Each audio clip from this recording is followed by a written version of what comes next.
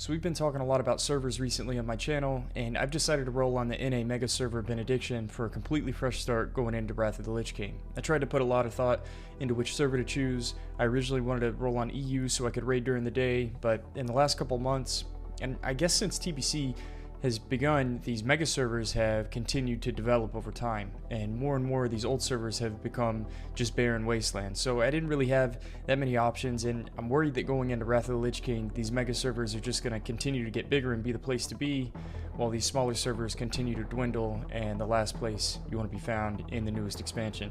Before we continue, comment down below which server you're playing on for Wrath, and whether or not you prefer smaller servers, such as like 5 to 10k population, or prefer the mega servers where you've got every convenience at your fingertips at any time of the day.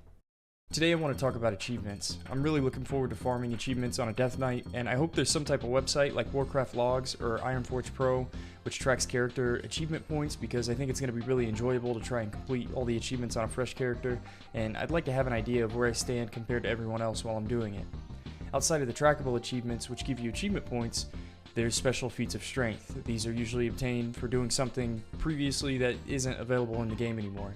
I remember getting the yearly feats of strength in retail for logging in during WoW's yearly anniversary month. And luckily these feats of strength, they don't give achievement points, but they do give you massive bragging rights, and are almost like a social status if anything. And if you and your friend had the same amount of achievement points, I would imagine these feats of strength would be the tiebreaker. So with Wrath being released, the most obvious feats of strength are the round first. The first level 80 of each class and race are given achievements, so that means you could get 2 feats of strength for being the first human rogue, or you could just get the round first Tauren without a class achievement.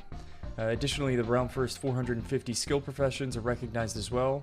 These round first achievements are a really neat part of the expansion's launch. I know classic Andes normally hate on achievements and its system, but I can't help but think this fostered that old school realm identity and player recognition on each server, even if it's kind of lost today in classic, which isn't necessarily a bad thing. As soon as one of these achievements are obtained, the entire server is notified, and that player is flooded with hundreds of whispers and the global chat spamming grats non-stop for the next couple minutes. So the round first titles are listed under the Feats of Strength tab, and they don't give achievement points, but the professions achievements actually grant you titles. They all give the title Grandmaster, Engineer, or Enchanting, or whichever profession you achieve first. Although the first cook and the first 450 first aid receive the titles Iron Chef and Doctor.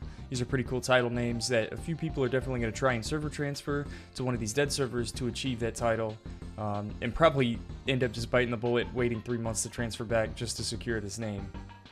Blizzard had titles for the round first 80s in the original beta for Wrath of the Lich King, but these titles never actually made it into the real game because it promotes unhealthy gameplay or something.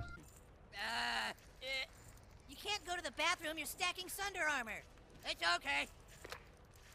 It'd probably be bad PR if someone were to actually die or go to the hospital because you were trying to get one of these titles. Which, I don't know if you guys have seen these titles, but they're almost worth dying for. Check some of these names out. I'm not sure if this is the original list Blizzard spun up, or if this is some custom private server name that they normally put on their new servers, but you have classes and races that got their own titles.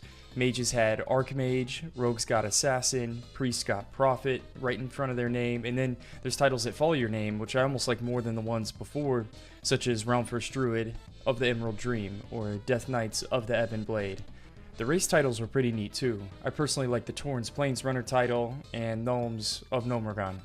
Imagine being a character with server first titles before and after your name. So what do you guys think about these round first titles? Should they be added in for Wrath Classic? Are you going to be going for some of these feats of strength? Don't forget to like the video and check out my live stream over on Twitch, and I'll see you guys in the next video and Wrath of the Lich King.